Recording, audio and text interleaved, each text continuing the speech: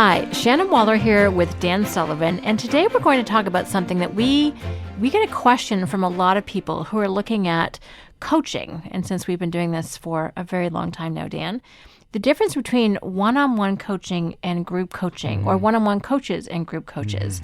So you have been both, and I would love for you to share your experience with being a one-on-one coach versus a group coach. I started coaching in 1974, and I was a one-on-one coach for the next 15 years. And then one of the big breakthroughs for me was the partnership I have with Bab Smith, which happened about halfway through the 15 years.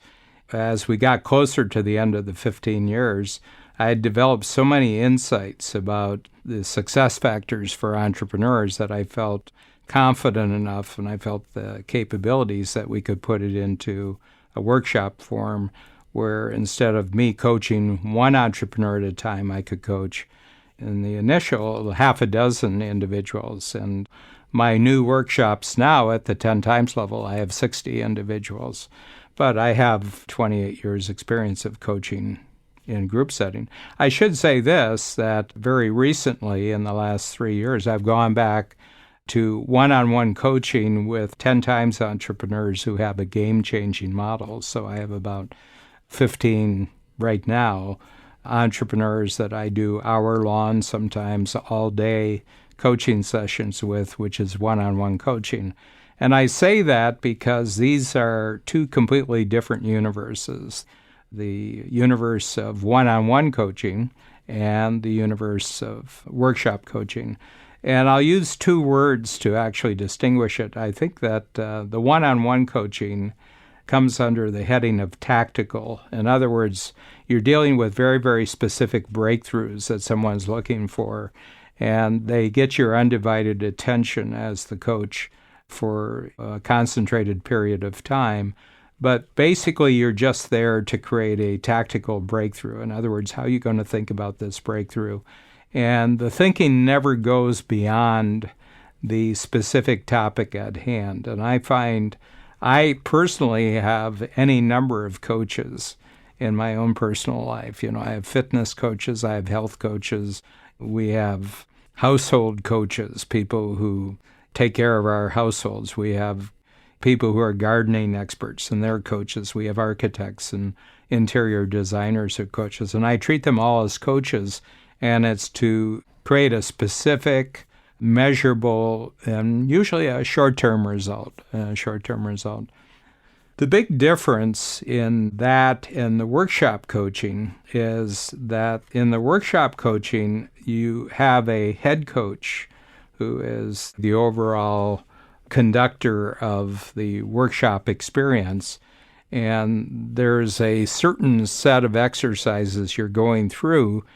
The difference is that it's not designed for any specific thing. It's designed to create thinking tools so that the entrepreneurs can bring in 4 or 5 or 6 things to work on, and they get the benefit of the thinking processes, which they go through as we do it in Strategic Coach. They go through these thinking processes, and all sorts of new ideas come out. They look at their entrepreneurial life for the last 90 days and what they've achieved. They look at what's got a lot of potential for growth in the things they're doing right now. And then they're looking at future possibilities. And then we do it in such a way that they write things down, and then they think about the insights that they're getting from the process. And then they're actually meeting one-on-one with other entrepreneurs in the workshop or small groups, or there's general discussions. So whereas the one-on-one coaching is tactical with a specific focus, the workshop program is strategic in the sense that they come in a little bit overcomplicated. They don't have a clear picture of what they've done. They don't have a clear picture of where they are. They don't have a clear picture of where they're going. And at the end of 8 hours, all 3 of those things, they're totally clear about what their achievements are, that they don't have to think about now. They're totally clear about what really deserves their best attention right now because it's got a lot of growth potential. And they're very clear about new things on the horizon that need to develop. So I would call that strategic. It's very strategic. And it takes in their entire entrepreneurial business life. It takes in all their entrepreneurial personal life. And the truth is that one can't be better than the other because they're not comparable. They're totally different universes. And what we've found is that the best people to take advantage of the workshop coaching are people who already have experience with one-on-one coaches. And what we know is that people who are really great at the workshop experience, get the most out of the workshop experience, are the people who will then get tactical coaches for carrying out specific objectives. So to say which is superior, I said that, well, both of them are necessary because I'm a great believer in both of them. I myself have a growing number of tactical coaches in my life because they're uniquely qualified to move me forward on specific types of improvements in my life, both in my personal life and my business life, my physical and health. They have knowledge bases that is way beyond mine. They have connections that are way beyond mine. And I take advantage of them, but at the same time, the workshop experience, I get all my new ideas for new concepts, new tools, and everything, which I would never get out of a one-on-one coaching experience. And you know that because you've done it. Mm-hmm. I've also heard you talk about your one-on-one experiences that when clients are working with you individually, they could make progress or not, and you'd have this sort of permissive relationship. Sounds odd, but you know what I mean. Mm-hmm. Versus in the group, there's actually a different level of accountability, which is interesting. Sometimes those one-on-one tactical coaches are accountability coaches, but I've experienced this in the workshop too, where I call it positive peer pressure. Mm-hmm. I could say one thing to my coach and have good reasons why something didn't happen, but if I'm sitting with my peers and they're saying, hey, Shannon, did you do what you said you're going to do? Did you check this out? Did you hit this target? Did you meet your goals? And I feel incredible momentum is one word, but in positive peer pressure to actually pull that off, whereas I might not feel that with a one-on-one coach. No, and there's a radical difference. I'm someone that takes for granted that if someone is going to pay me for personal coaching, that they're going to tell the truth, they're going to lay things out. But I found from my one-on-one coaching experience, I can't tell the difference, whether they're actually being truthful or not. And the other thing is that my job is to get them clear about the path ahead, but they may have other issues that I don't know about. For example, they may be having tremendous issues at home that never comes out in the discussion. They may have physical problems. They may have health problems. That never really comes out on the table, where in the workshop setting, those kinds of issues get brought up. And one of the big ones is that we have a significant component of very successful, very, very talented, very, very ambitious entrepreneurs who have addictions. Could be any of the chemical addictions. It could be behavior addictions and everything else. And what I find is that the workshop setting is such a safe space for them. And they have a sense that someone in the group will spot something and they say, are you having a drinking problem? I've been through a drinking problem. I've gone through the 12-step program. I've gone to clinics and therapies. And the way you're talking about sounds like someone who has an addiction. Is that the truth? And the guy says, yeah. But he says, how'd you spot that? And he says, well, I've been down the road. And so what you get the benefit of is, and, in the course of an average strategic coach workshop, if you take the break before the workshop, the breaks that we take every hour, the lunch break that we take, and then people go out for dinner afterwards, or they went out for dinner. In the course of that, let's say a 24-hour experience, they will have compared notes with anywhere from 15 to 20 entrepreneurs. And each of them brings another dimension to the conversation. Everyone has insights that are useful. Well, you can't get that from a one-on-one coach. It's a totally radically different experience. So I'm totally committed to one-on-one coaching for specific improvements in my life, and I'm totally committed to workshop setting to get a sense of, first of all, just community, because entrepreneurism is a generally lonely path in life. There's so many entrepreneurs who are very successful. They're the outlier in their family. They're the outlier among their friends. They're the outlier in many different ways, and they just don't have anyone to talk to. But when they're in the strategic coach community, everybody's as smart in some way as they are. Everybody's as talented in some way as they are. Different kinds of smart, different kinds of talent. And nobody is hiding anything when they come into the workshop. They're there to get the maximum value. It's just one day every 90 days. They don't have this community anywhere else, and I think that's the draw of it. And we know that people join Strategic Coach for their specific improvements, but we know after a number of years they stay in the Strategic Coach.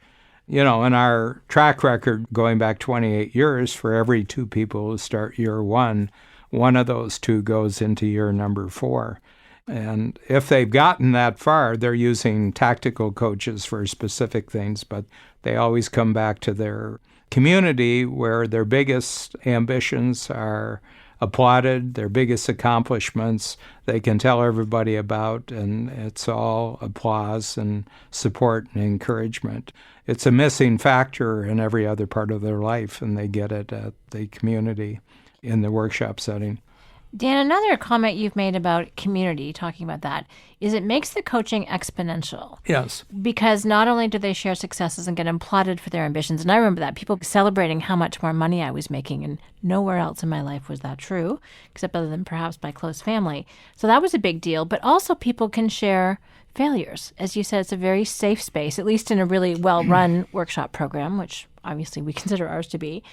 But talk about how it makes the coaching exponential. Yeah, I think it's the radical difference between the entrepreneurial world, which is filled with successful, talented, ambitious people, and let's say the corporate world, or it might be a bureaucratic world in government. The biggest difference, and it's a conversation thing, is that in the corporate world, where it's a bureaucratic thing, people only talk about their successes. They'll talk about their goals, but they tend to keep their ambitions muted. They're not free, and they do not talk about their successes. They do not talk about their anxieties. They do not talk about their worries.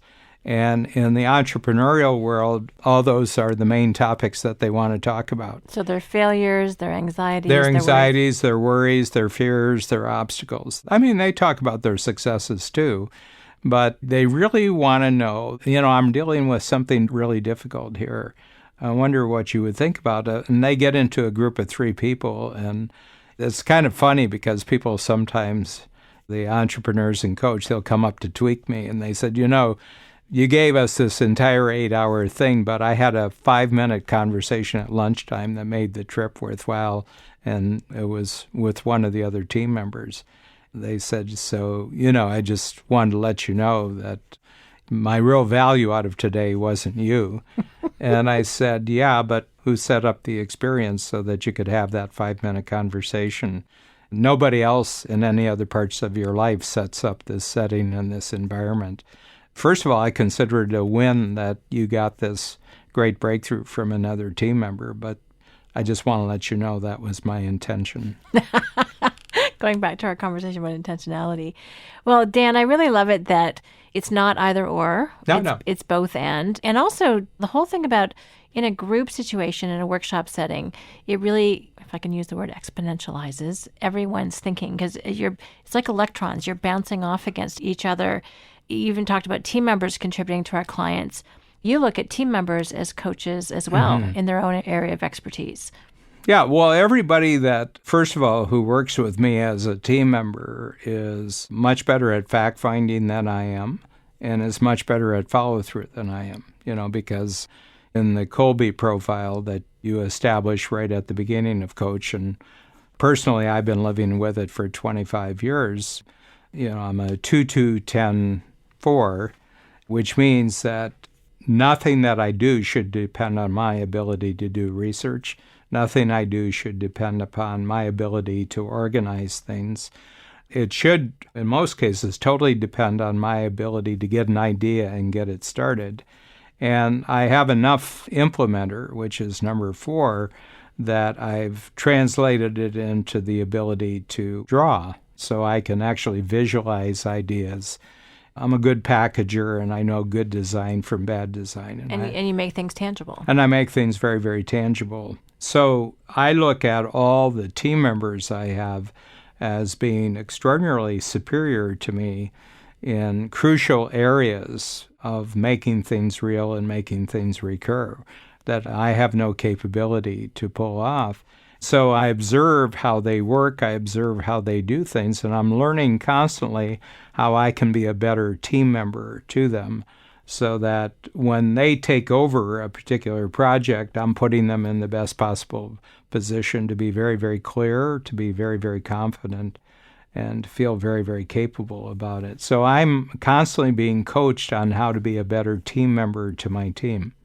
I like this conversation, Dan, because we've talked about coaching from so many different angles, not only one-to-one group or workshop coaching, but also just looking at coaching in general and looking at everyone around you as a coach and how you can use that information, as you said, to set everyone else up for success.